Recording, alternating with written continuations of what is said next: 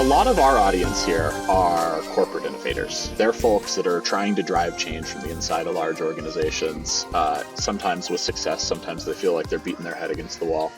But I would state to you a thesis, a strong belief that I have that while startups are, of course, amazing and founders are heroes, they also take a dependency on the passionate innovators, the folks within enterprises who are willing to take risks and who have the distribution, the brand, the capital that founders often need, right, to maximize their impact. So I want to chat a bit about that right now.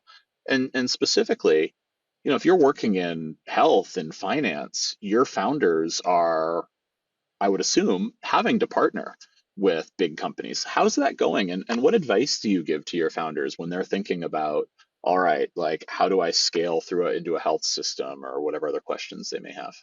Mm-hmm. Mm, Generally, we only look at digital health companies that are selling through insurance. And Okay. so almost always they are working with a large enterprise from day one or looking to do it. We are, um,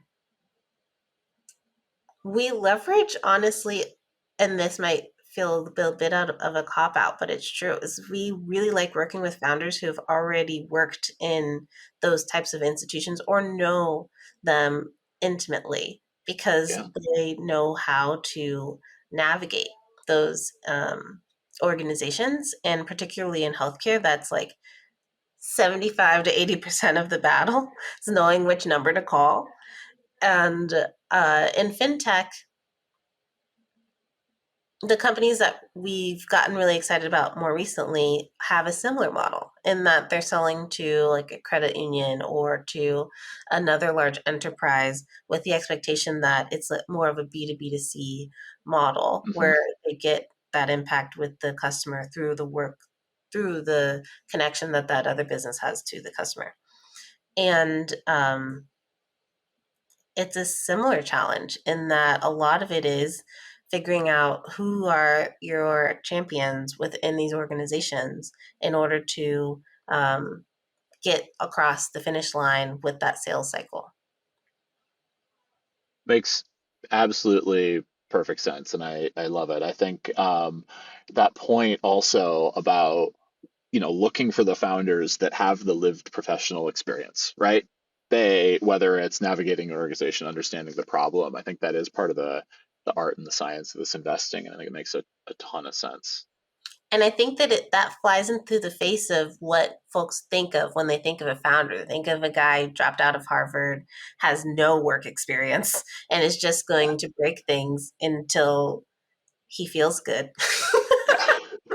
yeah. I think when you look at the data, actually, I think it's actually pretty surprising how opposite of true that is, with a Exactly. couple of unfortunate keywords that you said. Yeah, yeah.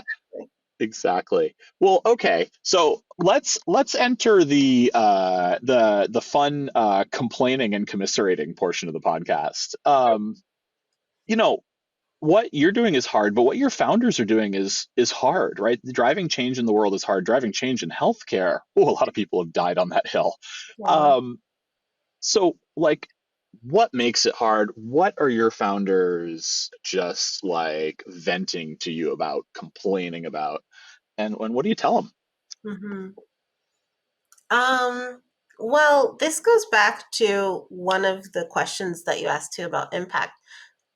One of the things that we care a lot about are founders who are solving a problem that they have experienced or that their community has experienced themselves, because that has a direct correlation with how long and hard they'll fight to fix this problem. And so if they see this Mm, as immediately relevant, like if I fix this problem in healthcare, my mom wouldn't have had that really negative experience that she had with a doctor 12 years ago. That's a lifetime, that's a challenge that you are interested in solving potentially for your entire lifetime.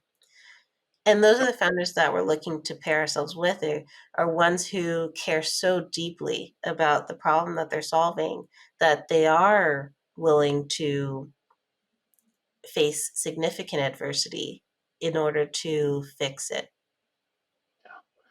I love it. Makes complete sense. So, what is one piece of advice that you would offer to somebody who thinks of themselves in that light, right? They're like, I have lived this problem. I am mission driven to change it. I'm going to go be a founder. Hmm. What advice would you give that person? I would say first, and this is advice that I got actually from another founder, is do you have your community that you need around you to support you? Because this is what you're signing up for is a long road. Who has your back? I think that is such an important part of the founder journey that folks don't talk about often. It's like you go to back to some of the tropes. It's like you drop everything, you move to San Francisco, you live in a house with all these people, and you hope for the best. Hmm, that doesn't have to be your story. Maybe your story is you stay where you are, you figure out how to get childcare for your kids based off of the healthcare insurance that your spouse has, and you realize you have like a year's runway of actually just figuring this out and putting your own feet to the fire and doing everything that you can to make this start generating some amount of traction. I think that there's so many different ways to be a successful founder. Somebody was telling me this. There's like, I think it was Peter Thiel, not to give Peter Thiel any more airtime than he needs, but he said there's a million different ways to be successful and there's only one way to fail, something like that. Like all founders, all companies that fail have something similar in common, and all companies that are successful have very little in common. And I think that's such a nice reminder of this is your company, this is your story. How do you want to build it in a way that's sustainable for you?